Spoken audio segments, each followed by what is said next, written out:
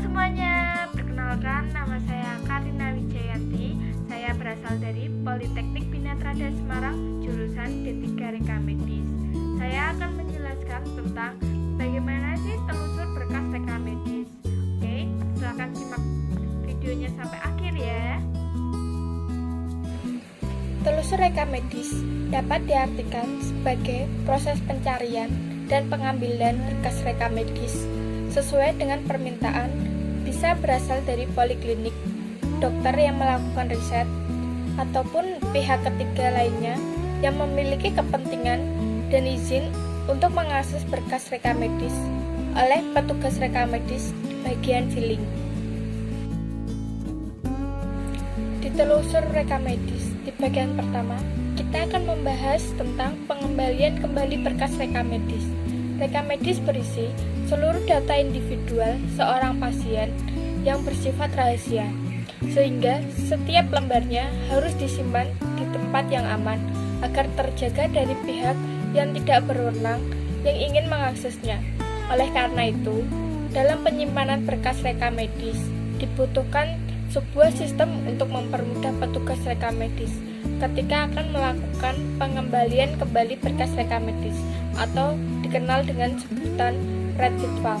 Berdasarkan lokasi penyimpanan, terdapat dua cara dalam penyimpanan berkas reka medis. Cara pertama yaitu sentralisasi. Sentralisasi adalah penyimpanan reka medis pasien dengan cara menyatukan berkas reka medis baik kunjungan rawat jalan, rawat inap, maupun rawat darurat ke dalam satu folder tempat penyimpanan.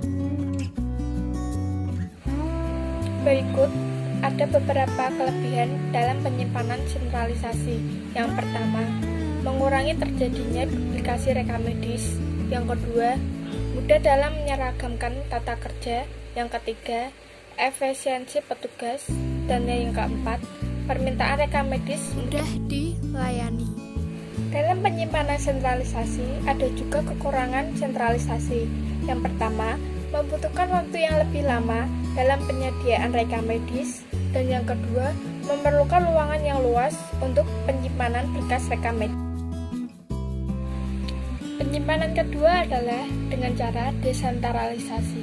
Desentralisasi adalah sistem penyimpanan berkas reka medis dengan memisahkan berkas reka medis pasien rawat jalan, rawat darurat, rawat inap pada folder tersendiri atau tempat tersendiri.